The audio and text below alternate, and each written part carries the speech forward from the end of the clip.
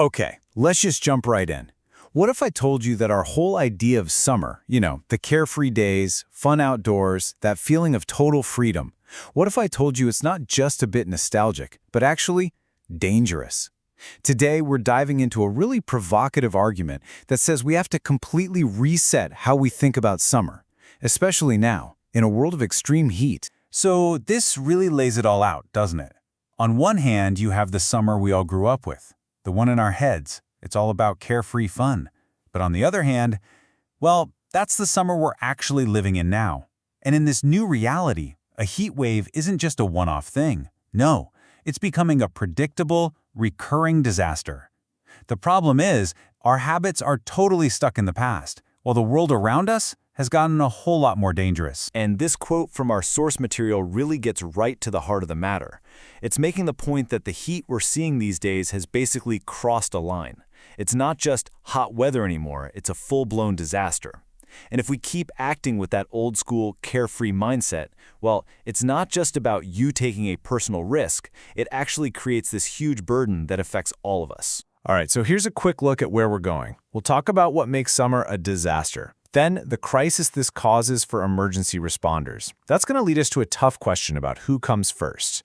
After that, we'll look at a proposed new system and wrap up by thinking about what all this means for, our unspoken rules as a society. Okay, first up, a disaster-level summer. We're really talking about that tipping point, the moment when your fun in the sun isn't just your business anymore, but a risk for everyone. And here's the thing that's so crucial to get. The problem isn't just the temperature on the thermometer, it's the huge disconnect between our old habits, the stuff we do every summer without thinking, and this new, seriously dangerous reality. It's like we're all still playing by an old rulebook, but the game itself has completely changed. So, that disconnect leads us straight into our next point, the emergency response crisis. I mean, what does happen when a whole bunch of people decide to go have fun in what is essentially a disaster zone, and then they all need help at the exact same time? It really creates this simple but kind of devastating chain reaction. You can see it right here. First, you get the disaster-level heat. But like we said, old habits die hard, so people keep doing high-risk stuff. Camping, hiking, you name it. Then, boom. A huge spike in heat stroke emergencies. And the final domino to fall, our emergency services get totally overwhelmed. There's just not enough to go around. And this is where things get, well, critical. Let's be real. Emergency services aren't magic. They're a finite resource. So when the system gets flooded with calls from people who got heat stroke doing something totally preventable for fun, that directly puts the most vulnerable people at risk. We're talking about the elderly, babies, people with existing health problems who are in danger even when they're just sitting at home. So, this forces us into what is, honestly, the most difficult part of this whole discussion, a question of priority.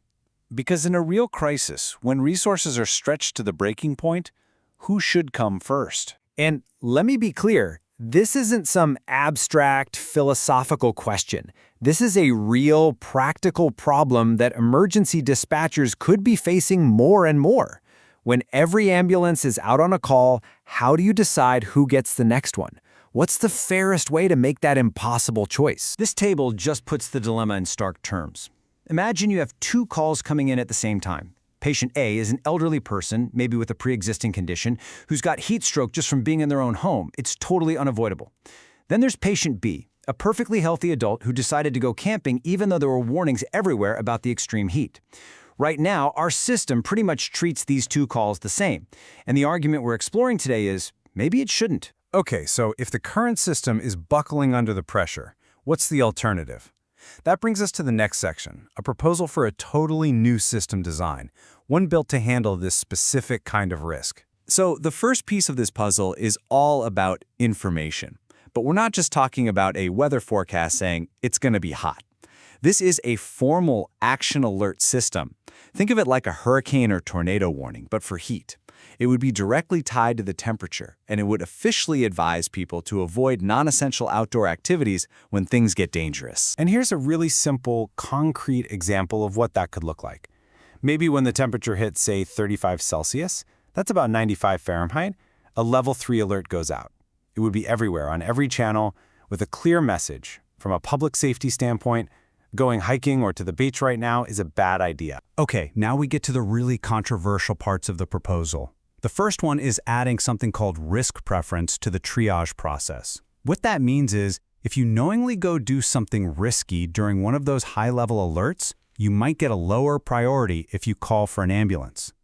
The second idea is a severe heat mode, where the government would actually step in, cancel big outdoor events, and open up cooling centers for everyone, basically treating the heat wave like the emergency it is. So when you put all this together, it brings us to our final and maybe most important point. We have to start rethinking our social contract. It really makes you ask, what does freedom even mean when you're in the middle of an emergency? This quote just completely reframes the whole debate, right? The idea is that in this new era of disaster-level heat, deciding to go out isn't really an act of freedom anymore, it's a risk preference. It's you making a gamble, and the consequences of that gamble don't just affect you, they affect everybody. And look, it's really, really important to be clear about this. The point of a system like this is not about punishing people. Not at all. It's about rebalancing the scales. It's trying to find a practical way to line up our individual choices with the cold hard fact that our medical system is a shared resource, and a finite one. It's the system we all count on, and we need it to be there for us when things go wrong for reasons we can't control. So really, at the end of the day, all of this forces us to ask a huge question, maybe one of the biggest questions of our time. In a world that's changing so fast, where predictable crises are just becoming normal, where does my personal freedom end and our shared responsibility to each other begin? It's a tough one, but it's a question we really can't afford to keep ignoring.